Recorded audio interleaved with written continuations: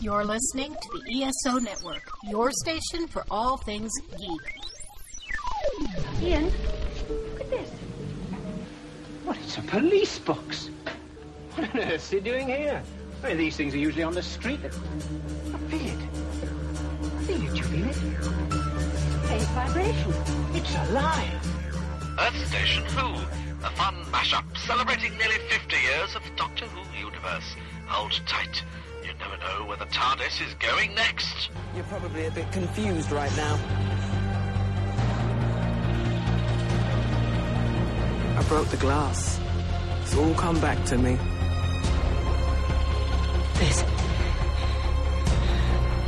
What is this? That's my ship. What? Let me take it from the top. Hello, I'm the Doctor. I'm a traveller in space and time. And that thing buried down there is called a TARDIS. Time and relative dimension in space. You're gonna love this. Hey there, Whovians, and welcome to another episode of Earth Station Who. That's right, folks. We are back with Big Finish. That's right. And this is actually a first for us. We are going to be looking at a 10th Doctor Big Finish adventure, which is pretty darn awesome. And he gets to meet up with River Song, of all people, which is pretty darn awesome. And this came out in November 2020. So it's been out for a little bit, but we finally caught up and had time to listen. And it's going to be a ton of fun. But you know what the best part about this? We didn't get dun, dun, dun, dun, dun. I was wondering how long that would take to get to it. So we got a great crew to talk all about it, of course. Our regular River Song focus here. Welcome, Julie Filipek. Hey, guys. Always Thanks so good to have you. Always good to have you. And, of course, Mr. Mike Gordon. Howdy. And the lovely and talented Miss Mary Ogle. Hi, everybody. It is great to be here. Yes, folks, this is going to be a fun one, and we definitely would love to hear from you guys at home. Please write us at feedback@earthstationwho.com. Let us know. Have you guys listened to this one? Were you excited about it? Yeah, I know we were, because, we didn't have to hear that damn theme, again. It's very rare it's very rare that we do Big Finish stories that are this recent, actually. No, exactly. That's very true. Usually we're way behind. Oh, I know. It has to have at least a 3-year mark or something like that on it. So, but yeah, it's a ton of fun that we got to listen to this one. And I think, I'm going to go right out of the ballpark and everything. They knocked it. They hit home runs with each one of these. There's 3 great stories. I had fun.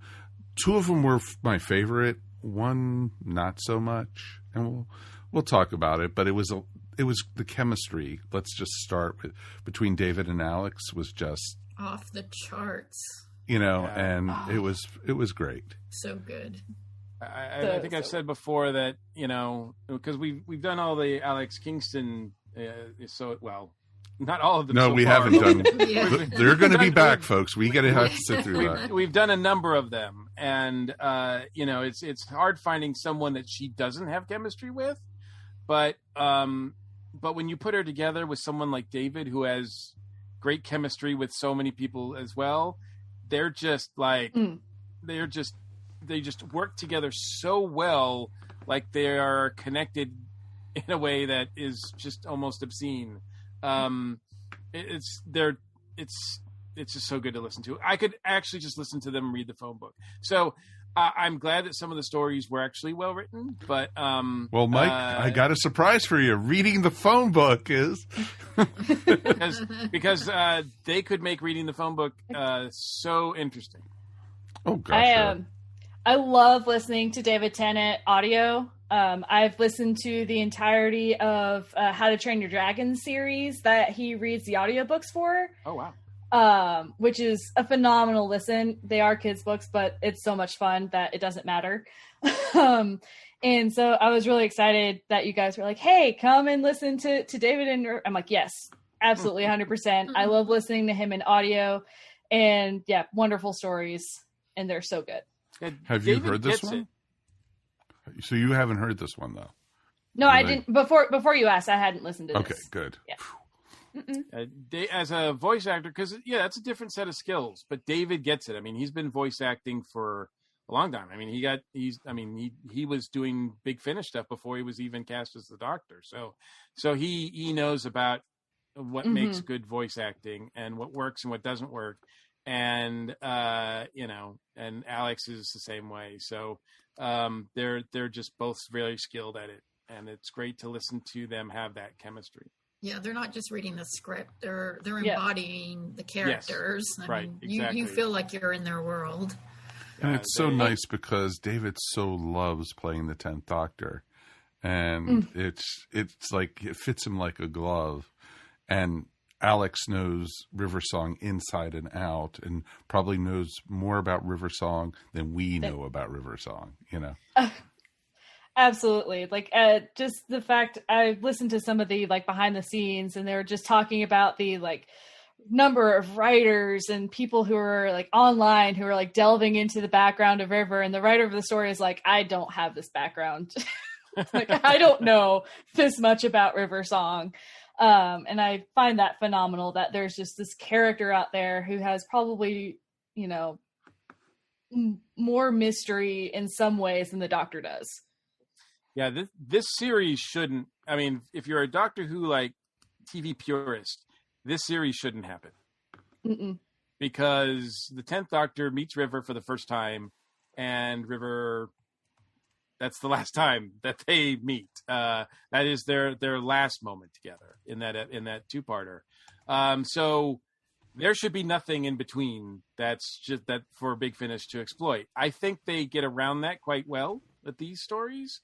And you kind of give them a pass because you want them to interact so well, so much that you're like, okay, I don't care if logically it doesn't make sense because this is just so much fun. Mm-hmm. Well, chronologically, this for Dr. 10, this takes place right after Donna left. Right. Yeah, I mean, it does make sense. It totally makes sense. They don't have to be linear. No, they're time travelers. And, with River, it's always interesting because it could be anywhere, especially in the Big Finish universe that she's from. You don't know which era or whatever. So, basically she ends in the library, and before that she is with Dr. 12 for all those years. And so before that, though, you have no idea. There's so many different things that could be happening with her. So, and that's... Well, they're supposed to be running opposite directions. But they gave up on that a long time ago. They did. I think thanks to Big Finish, in particular, they said, no, that's not really the case. Well, even on the TV show, they gave up on that. The River just goes where she wants to. And, that sounds exactly like River. So it makes perfect sense for that to happen. Because it's, like you said, Mike, it's easy to spot where this takes place in Dr. 10's timeline, but it's not really easy to spot where this happens in River's timeline. No, not at all. And that's what's interesting with it is, and I think even part of the story, between the three stories, I don't think even River goes in order in these. No, it didn't feel like she did anyway. No, exactly. So even though, I did love the story with the long distance dating with psychic paper. Oh my God, that was my favorite story. It was so good. That was just they were so awesome. Perfect. That might be not only my favorite story of this set, but that might be my favorite story that I've ever listened to from Big Finish. Wow. I think good. It was so clever. It's hard for me to believe that it was written in a few weeks. Yeah. Because the production on this, this was not supposed to happen. And we don't even know if this is ever going to happen again, getting these two actors together, because it's only because of the pandemic that this was able to happen. Mm-hmm. And once I loved when they said that David had a little break in his schedule. Exactly. Didn't everybody? So I know it's an understatement, right? But But for them to put together this story and open with it, it was like, wow, where are they going to go from here? Because this story was so well done. Very, very, very Moffat-like. And that's a compliment, in my opinion. I know some people wouldn't consider that a compliment, but I consider that one of the highest compliments. And the interaction between them is just so great. And then you get 2 other doctors involved, and that's a lot of fun. And it just is great. There's full of so many great moments in this. This is one I'm going to be listening to over and over and over again. What works well is that from a Moffat perspective is most people agree that Stephen Moffat was a great writer, not necessarily a great showrunner. So for a one story and the fact that it is like a Stephen Moffat story, yes, it's absolutely, they nailed it. And this was something that I do agree with. One of the things they said in their bonus material was that you really couldn't make this work in an on-screen episode. Right. That would be very difficult. Yeah. It's very much you need to just have this as being an audio, and just the fact that they're like writing love letters to each other is phenomenal. What's awesome is they're communicating with each other, but what's even better than them talking face to face is them talking to one another so that like the other one is not there. So they can actually be honest. Like they can actually, their true feelings come out about stuff. And it's like, it's just so well done. The only complaint I have with it is that the heist aspect of it was a little like, it fell flat for me. The whole quantum Vatican and end of the universe date thing felt like something that Douglas Adams would do, but there was no punchline to it. It just kind of fell flat. But that, I mean, other than that, I thought this was amazing. This was just... the whole thing was a MacGuffin. It was, there was It's just an excuse. It was superfluous, really. It didn't really matter. But it should have meant, right? It should have had, like, if you want to make this I agree with that, because I think it was more about the journey than the outcome. I just think it would have been a cherry on the top, you know? Like, if you're gonna make this great Sunday, just put that cherry on top. I mean, I'm not like I said, it's the best thing I've heard from them. Really, it is. It really is the best. And you know how critical I am of their stories. But with this one, I can't. That's the only fault that I could find. Even the River Song theme, which is used throughout the series, because the guy who did the music is Howard Carter, and he does the music for the River Song Diaries. He sneaks it in there, but you know what? It's not annoying in this. He has it very doesn't subtle. blast you with right. it. He's very subtle he plays with it in the background. It's very nice, actually. Maybe they'll learn. But yeah, it's just that it was just great. It was great fun. That's what was great about it. The sound design for these 3 stories is awesome. I mean, they did a great job on the production. It really adds to it. I was so happy they put this together in a really short amount of time. Yeah. And for it to be such high quality, I mean, and the writing and the production. Yes, and most of them working from home. Exactly. Everybody having their own equipment and having them email it in and do this stuff. Like, I mean, that's not easy. I mean, look at, we take it for granted because we do these podcasting things, but you know, they're on another level when they do this stuff, and they're able to put this together something like this. It's just, credit. It's pretty amazing.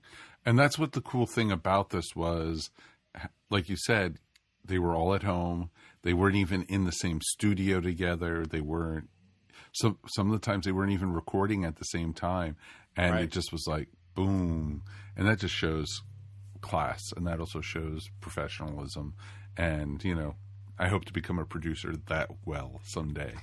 So it should be pretty cool to do.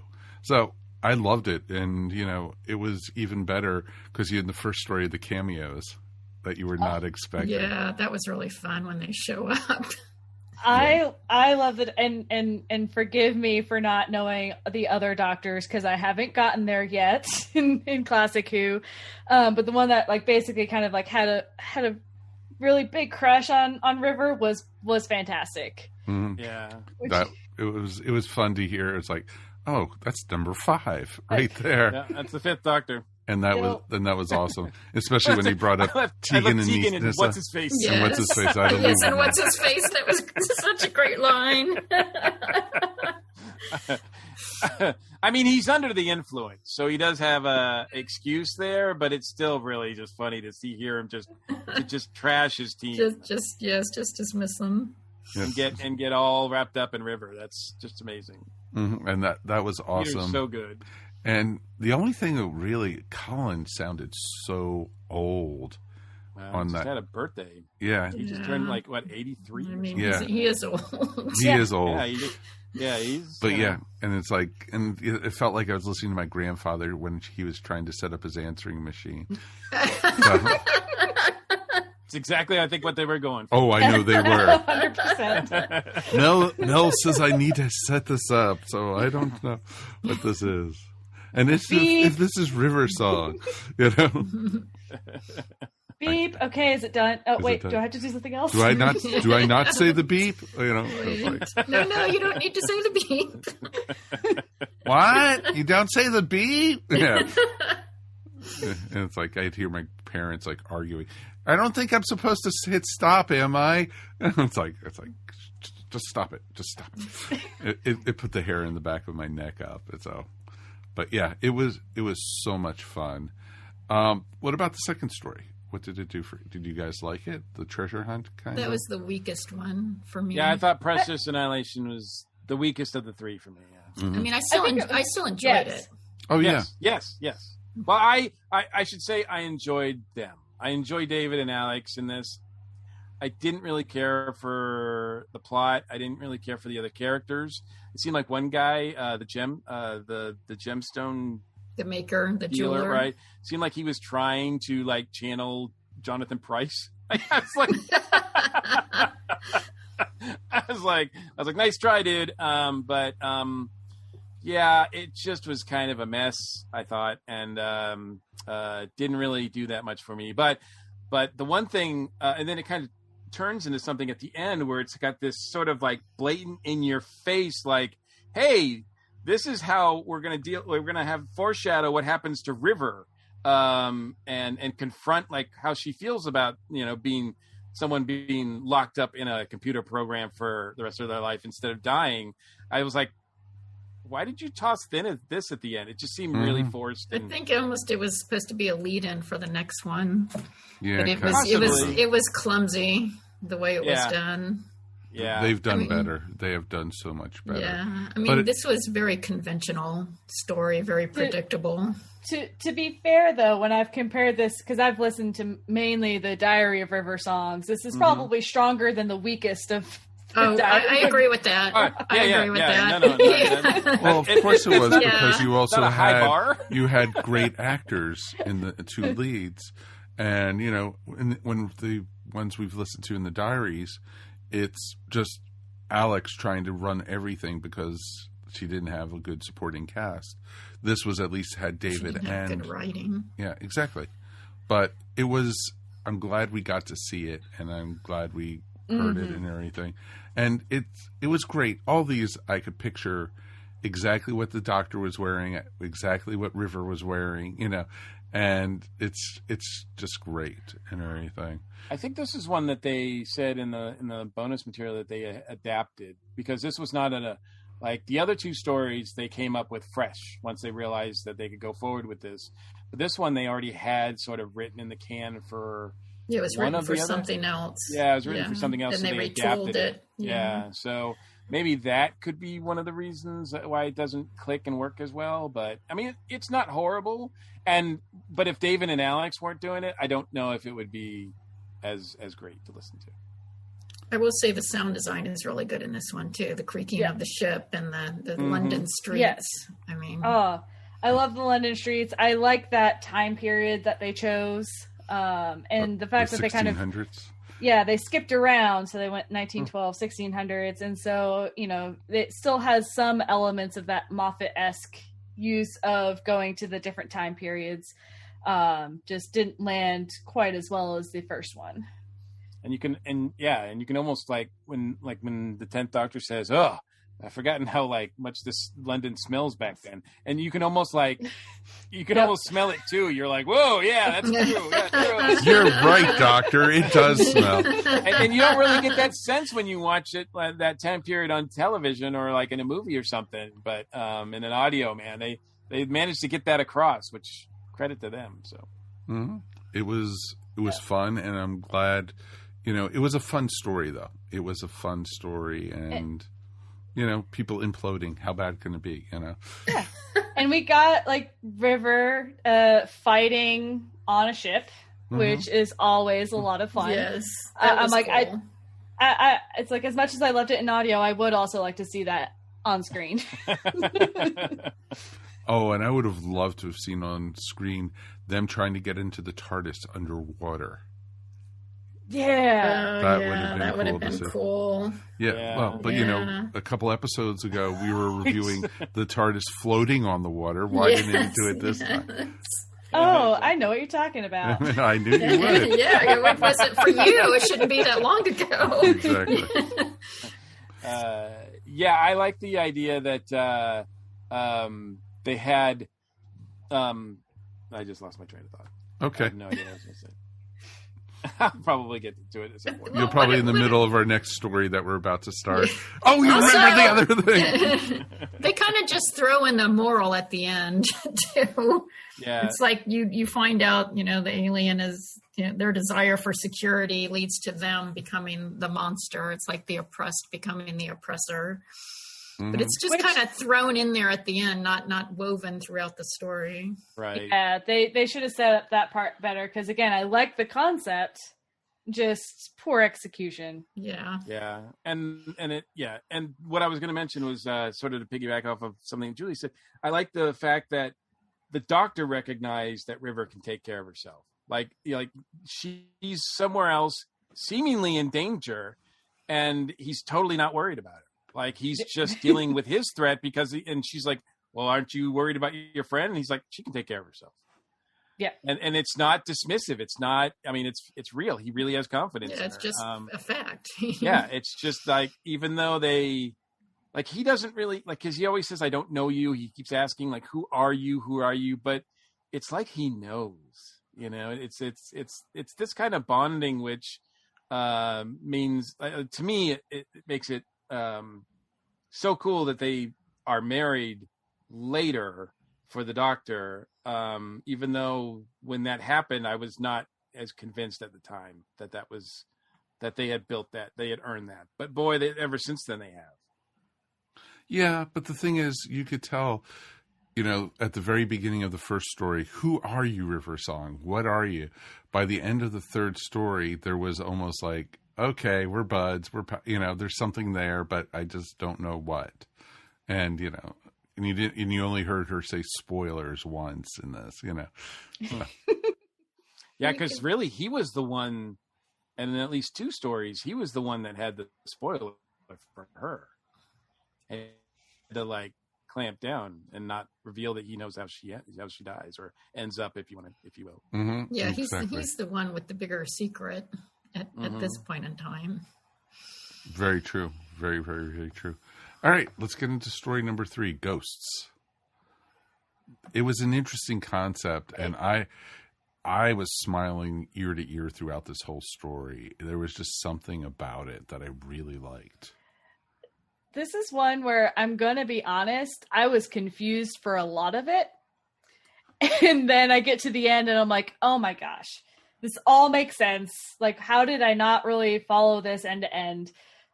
So I think it was done well in that, even though I was a little lost for a little bit, it was like, okay, it all comes together. And I did enjoy it.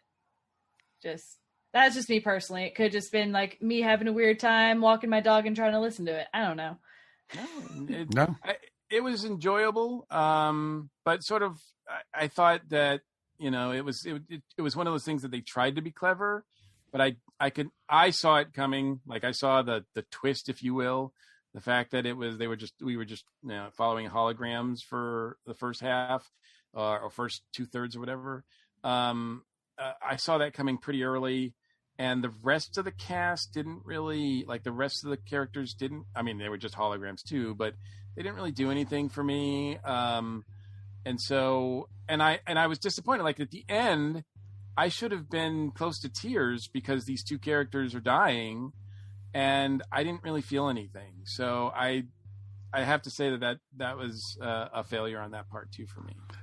See, by the time that I found out they were dying, just the final two, it was like I already knew what was going on, and it was just like, okay, you know. But you should have still felt for them, you know, even though they were hologram images of them. You should have still I'm felt a heartless for them. bastard, dude. I don't feel like that. I mean, normal people should have felt for them. Not you personally, Mike, because I know. Yeah. I mean, that is kind of how the characters are written, in that they just accept it and kind of fade away.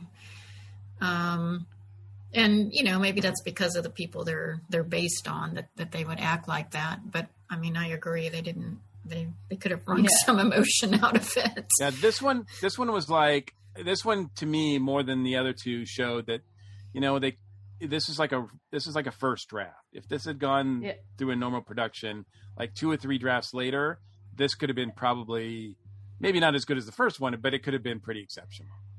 I think one of my big things is I think I struggled with the side characters, and partially like the couples ran together. Yeah. And I was like, there's more than just one couple. There's 2 couples. Yeah. I agree. They were too similar. It was very hard to tell them apart. No, it was interesting though. One of the males in the second couple, who was the brother and sister, he sounded almost like a T, like Robert McIntyre. And his accent, and that's funny.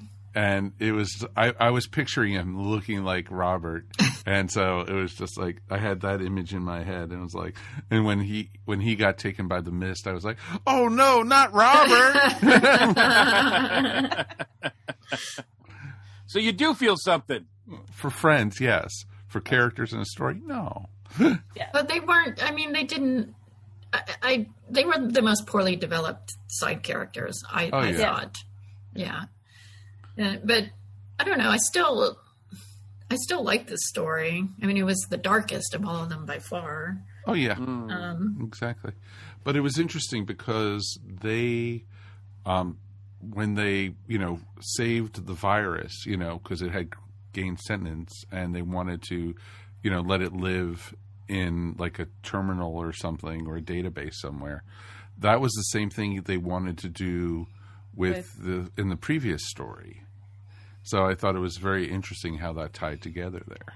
Well, they were really playing up the whole saving River into the library aspect of it, and how it would feel. And interestingly, the question was, are these digital things or digital copies sometimes, are they real people? Do we consider them to be real people? And the doctor's take seemed to be no, they were not, even though he saves River to the database in the library. So that was an interesting take. In that second story, it was weird because, you know, he's like, I'm saving her, and River's like, are you really? Like, that would be horrible to live like that. And I don't know, you know, I think we're supposed to feel like the doctor's trying to convince himself that what he did with River is acceptable.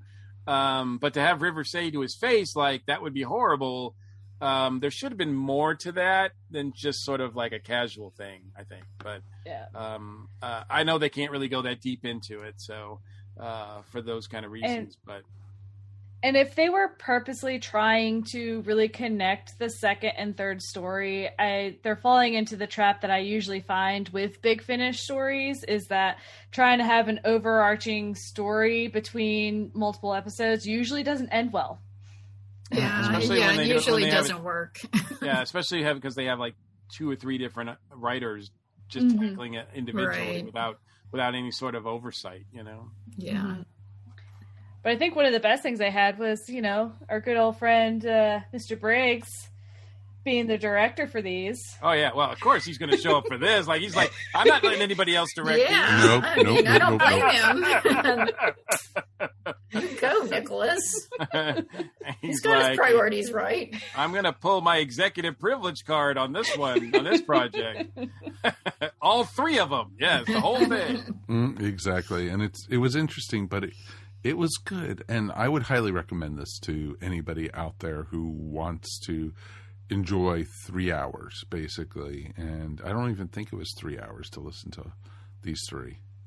It was just under, because they were about 55 to 60 minutes. Yeah, and they were very easy to listen to, and it was a great way to spend a Sunday afternoon just listening. And definitely recommend it. Absolutely. I mean, certainly if you're a fan of the 10th Doctor, and if you're a fan of River Song, you can't miss these. This is a set you have to have. If you're not a fan of those people, then yes, obviously you might want to skip this. But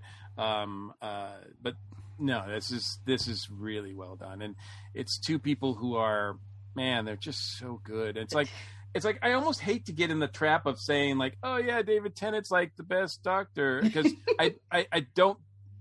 I mean, he's my second favorite, but sometimes I feel like I shouldn't say that, because I'm like, it's just a popular thing. But then I see him in a story, or I listen to it, and I'm like, damn, he's just so good. I mean, he's arguably one of the best actors who's played the Doctor. I agree. I agree. As an actor, because I kind of went through a stage where I just covered the 2nd Doctor, and actually from an actual acting perspective, I think he's one of the best as well, based on the performances he gave. So it's one of those things where I'm like, he might not be your favorite Doctor, but you can't argue that the man can act. Yeah, I've often argued that human nature wouldn't happen as strong. It wouldn't be as nearly as effective if it was any other actor playing the Doctor. To me, because David totally sells that, and it just is such an amazing performance from him. And yeah, he doesn't phone these in. You can tell he's having fun, but he's also taking it seriously. He knows the Doctor. He knows that he does the work, and Alex is the same way. Alex, knows her character as well. I mean, she just finished writing her book is out now on which I'm going to listen to as well. I bought the audio for that this week. So there's so in other words, Alex you'll be Kingston. Swooning this weekend. There's more Alex Kingston in my future. So I swear to God though, if that audiobook starts with the damn theme, I'm gonna like.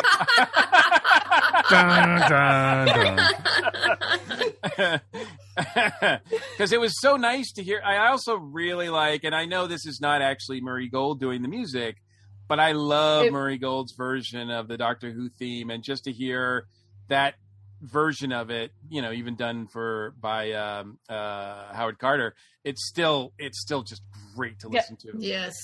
Oh, Murray Gold, and anyone who's like trying to emulate Murray Gold, it's wonderful. Exactly. It's just there's a lot of Mary, you said it. This is one of the best produced ones, which says a lot because they didn't do it in a studio. There's so much stuff that probably could have gone wrong that we would have excused them for because they didn't have, their normal technology available to get this done. And yet it sounds better than like almost all their other stuff. I think maybe because I've often complained that sometimes they try to do too many audio tricks with their stories with people's accents, especially with alien characters and robotic characters. There was no reverb. There was no echo. Maybe taking them out of studio and having that was a good thing. They're not able to do that kind of stuff. The one person that really had much of a difference was Amara. Was the only one that had like a lot of like differing things with her voice, and that was it. Yeah, they did a few things with David in the last story. The last one. Yeah, which I was like, okay, I'll give you that. And let me tell you, David, I love you as the Doctor, but man, when you do another voice, I can spot it in a Not a tough thing to do there, dude. Yeah, it's pretty obvious. He does not have a huge range in terms of the other characters, because I'm like, oh, it's Dave. Is this the Doctor being this character? No, it's really just David doing it. So it was like, wait a minute, no, that's not.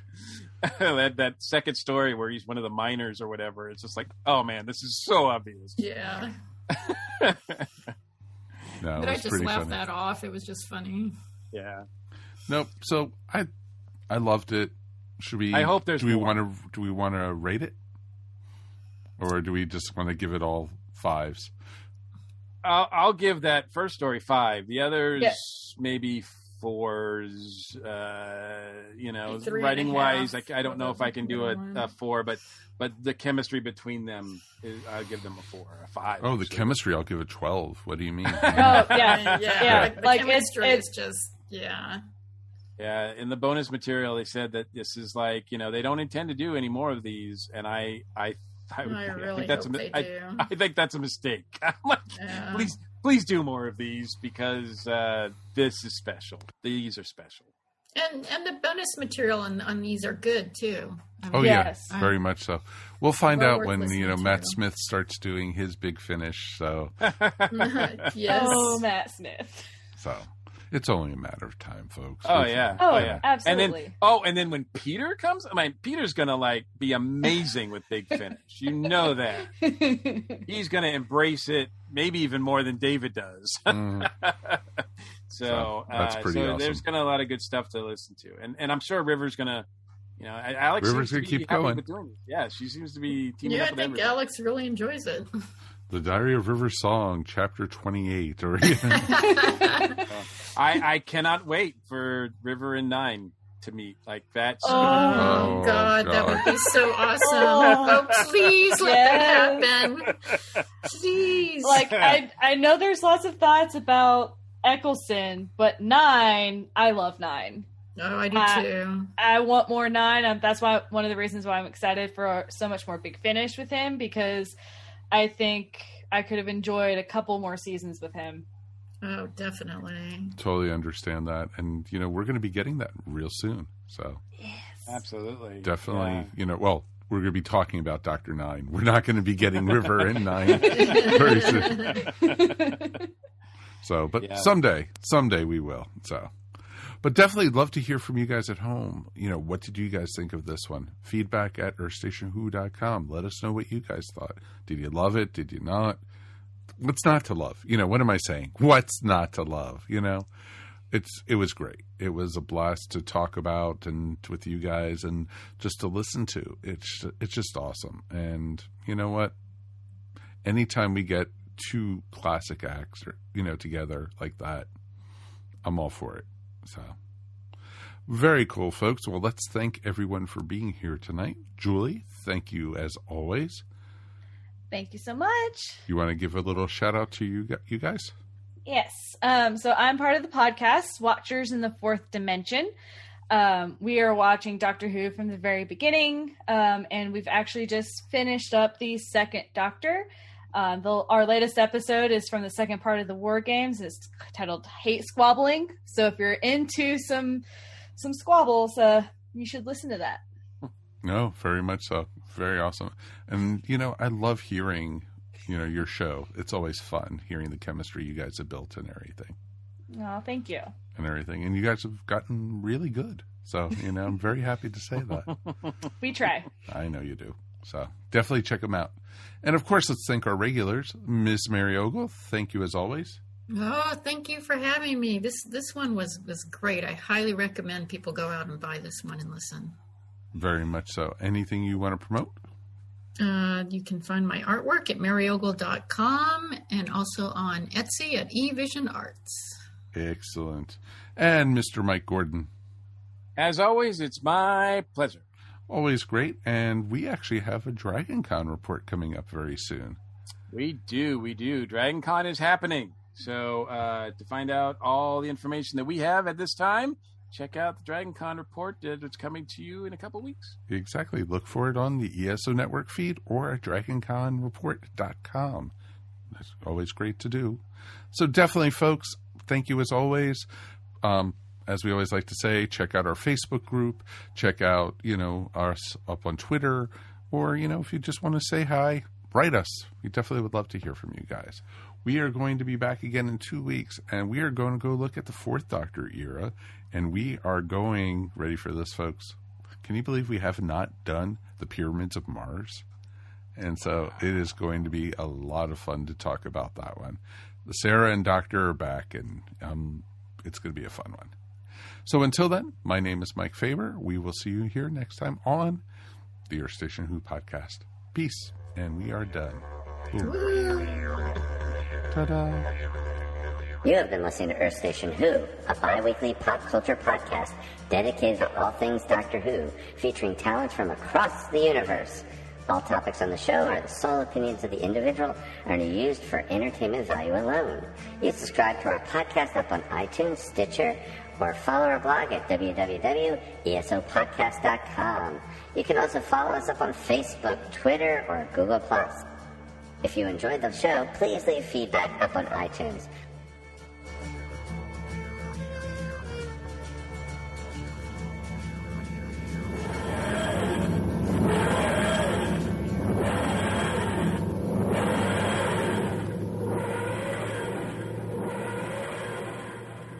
My name is Mark McRae, and I'm the author of The Best Saturdays of Our Lives. I'm Dan Klink, co-host of the Best Saturdays of Our Lives podcast.